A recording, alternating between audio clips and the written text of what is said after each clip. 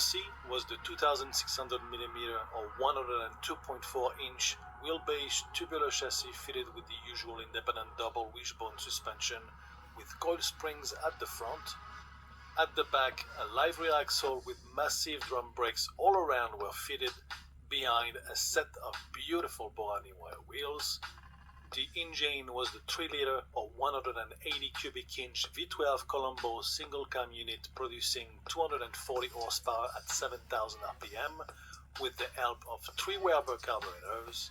The V12 was then linked to an old synchronized 4-speed gearbox with overdrive, allowing this beautiful cabriolet to reach 135 miles per hour or 220 km per hour and 60 miles per hour from a standing still in 7.1 seconds.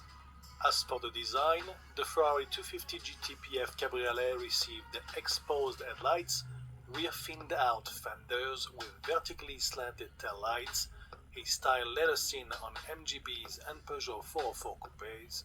The interior was the same as the coupe notchback, including a 3-branch wooden Nardi steering wheel. Behind it were 2 main Veglia dials with 4 small gauges placed in a square dice pattern. The major difference between the coupe notchback and the cabriolet models, aside from the obvious soft top and hardtop roof configuration, was that the cabriolet had a raised rear fender shoulder line which was flushed and linear on the coupe. In 1960, these brakes replaced the front drum units, while the engine and performance stayed the same as the first series. After successfully selling 201 Ferrari 250 GT/PF Cabriolet Series 2s, Enzo's first big volume convertibles production ended in 1962. It's my first time driving an alloy-bodied XK120. It's a 1949 car. The difference in feel between a steel-bodied car and an alloy car, it's not like night and day. It's just lighter.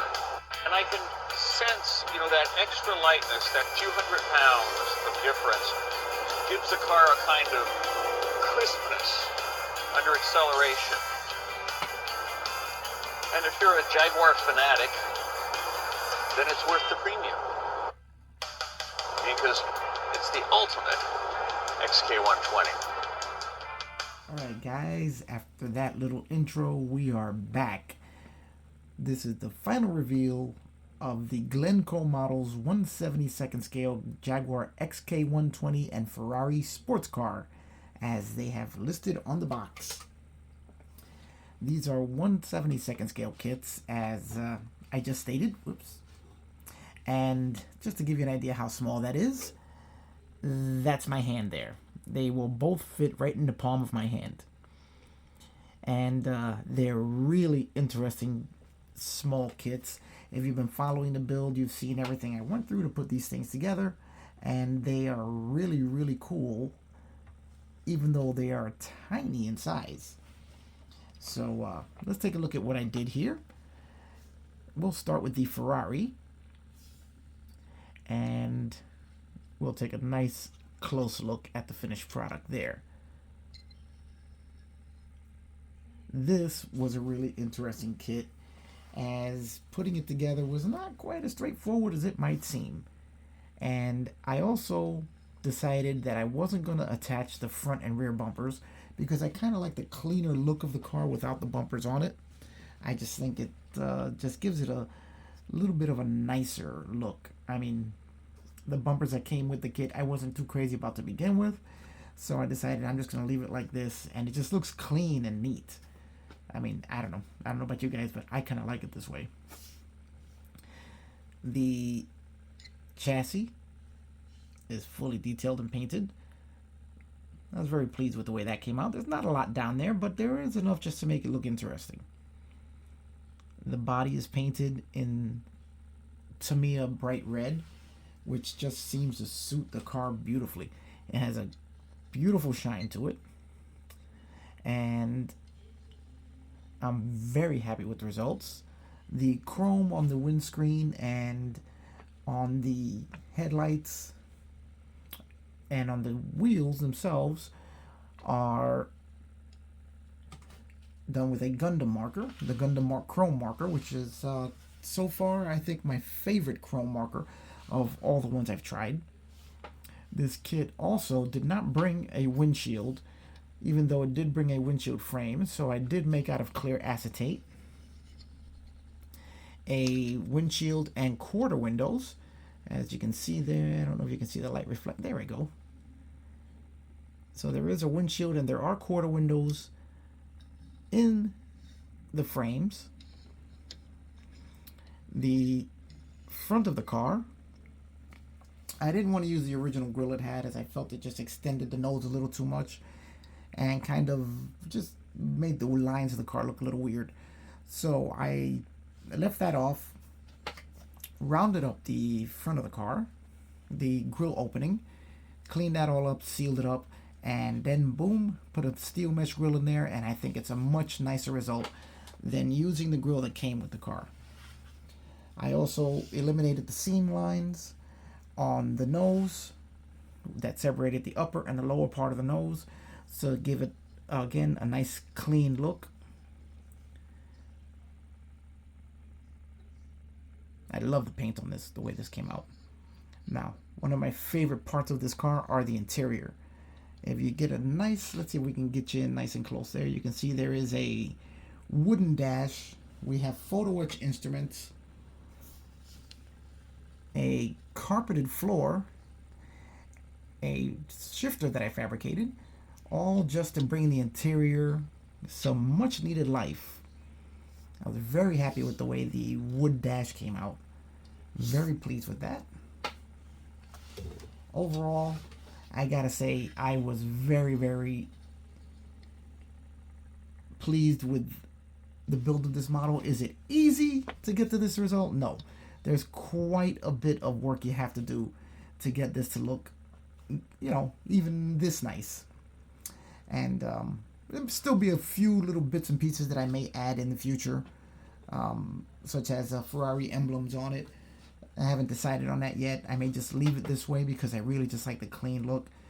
But if I could find some photo etched tiny Ferrari emblems, there may be a prancing horse in the future for the grille. But overall, I gotta say the model is just really fun and really cool to have and build. I recommend that you guys, if you get a chance to get your hands on one, do it, because it really is a fun little model to put together. And the Glencoe models come two to a pack, and I think it was about $10 for the two pack, which is well worth it in my opinion. Now let's take a look at the Jaguar. Here we have the Jaguar, and in the tradition of my small scale group build videos, there's always going to be a chrome car in every small scale group build that I do. I've done it since the beginning, and I'm going to continue to do it. There's always going to be a chrome car in there somewhere. And if you saw the videos, you saw that my plan for the original chrome car didn't exactly work out. So the Jaguar stepped up and really pulled it off.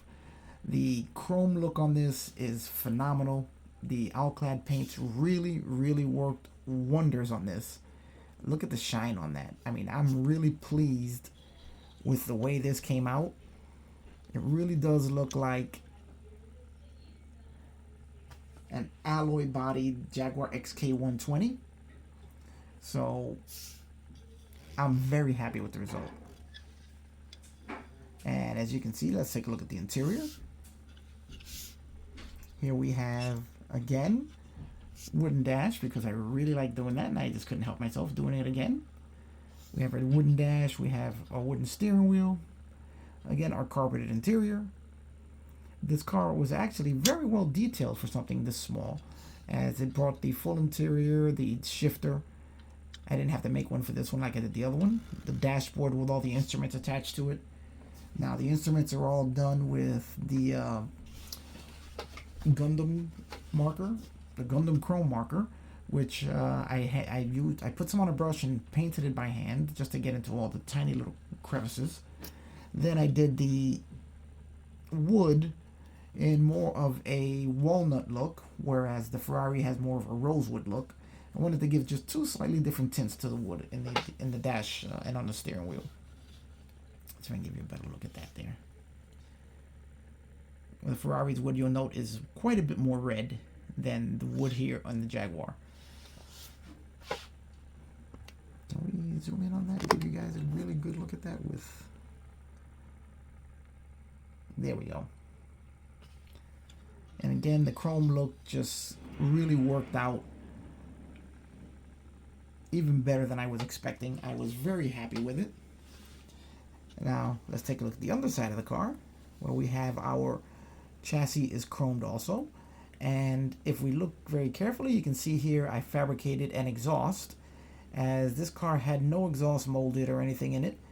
So I took a little bit of aluminum tubing, I took a bit of steel rod or steel wire, and fabricated an exhaust, just to add a little more detail to the undercarriage, as it was a little more lacking in detail than the Ferrari was. So I was a little bit disappointed in that.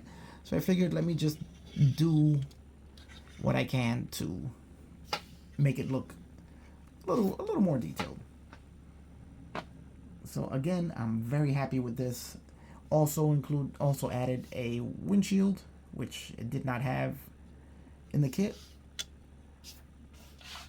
You can see the skirts that cover the rear tires, the front tires with their aluminum wheel caps. Just really, really cool kit. And this one was quite a bit more parts heavy than the Ferrari was.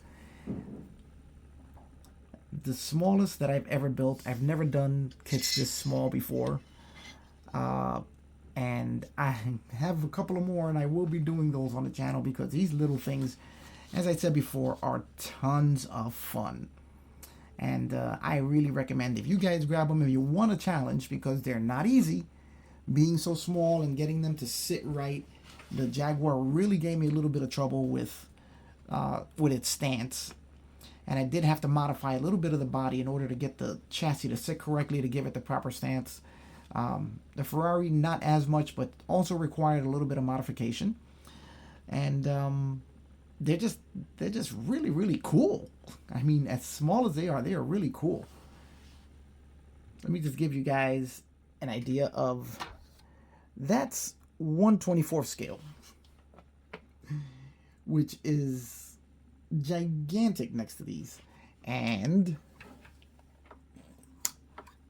the elephant in the room, which is our failed attempt this year, is 1/32 scale.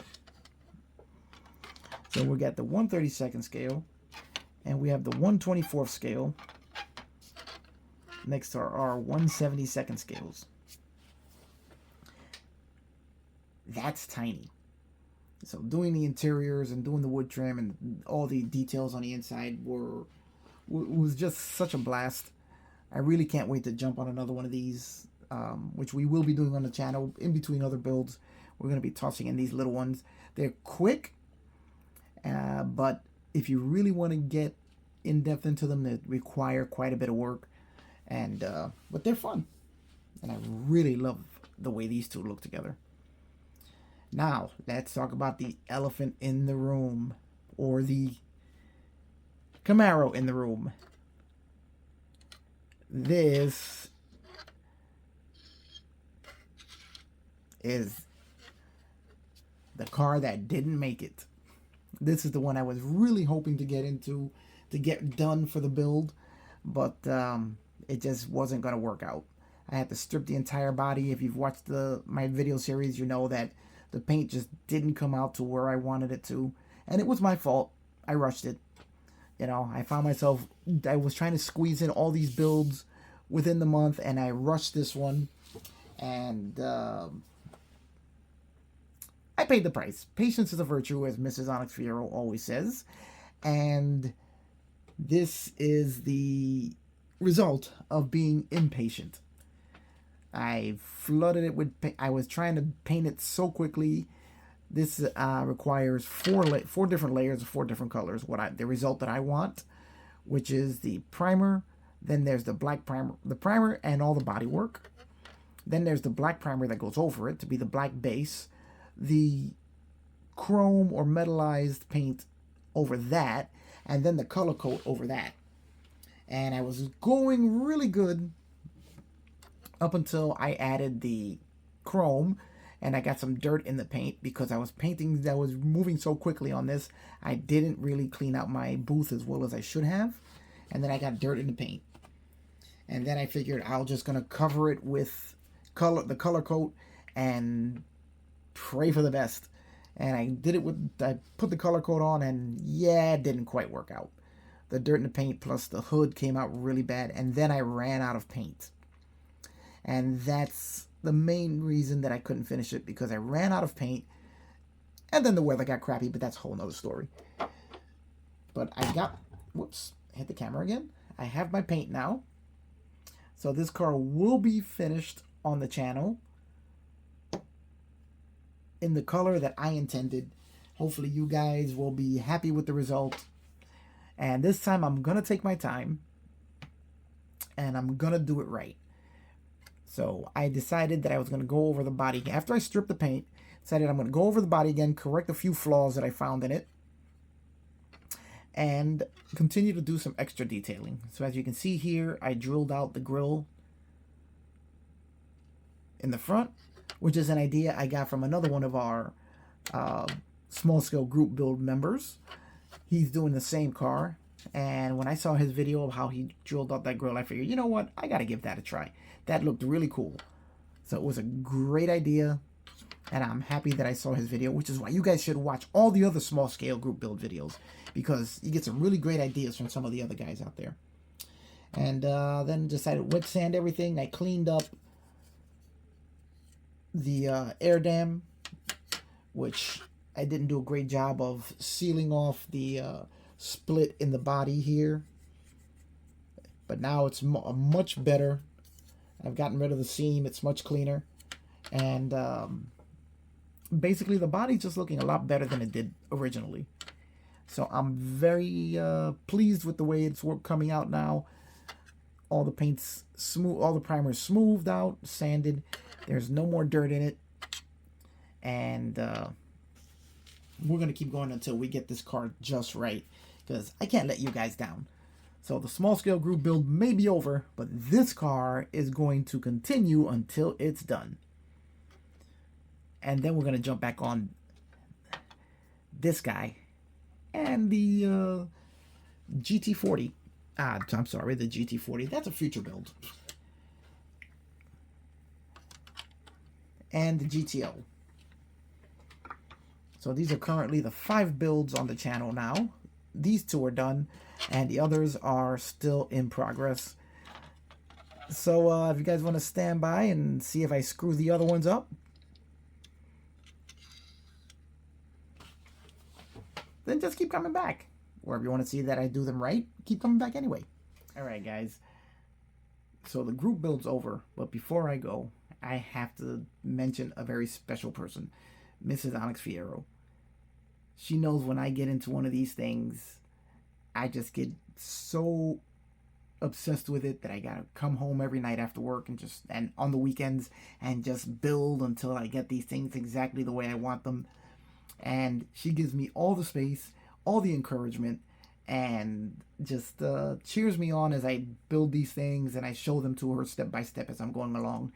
And when you find somebody that special who just cheers you on to something you really like doing, there's just no words for that. So I'm just want to give her a very special thank you for allowing me to just run with this and allowing this to take up all of my spare time this month. She's a very special lady, and I'm really lucky to have her. So thanks, sweetie. And don't worry, you can have me back now if you still want me, because the group build's over and now it's just regular building time. Alright guys, that's going to be it. I'm pretty much done with this video. There may be maybe a couple of callbacks to the Ferrari, because if I do find, I'm looking at some small photo etch pieces to put a horse, prancing horse. There'll probably be little videos on this car here and there. I do have a couple of other Glencoe models which we will be doing on the channel. I really gotta tell you guys, I can't say it enough, these are fantastic little models to build and really fun to get into. And nothing like I've done before. Smallest I ever built before was a 1/43rd scale.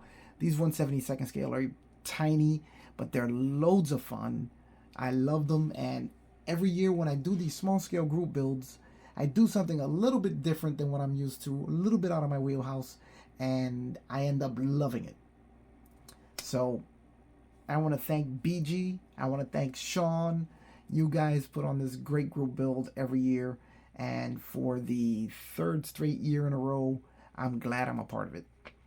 So, guys, remember, like, subscribe, give a thumbs up, leave me a comment, because I want to hear what you guys think of these little cars. And I will see you on the next one.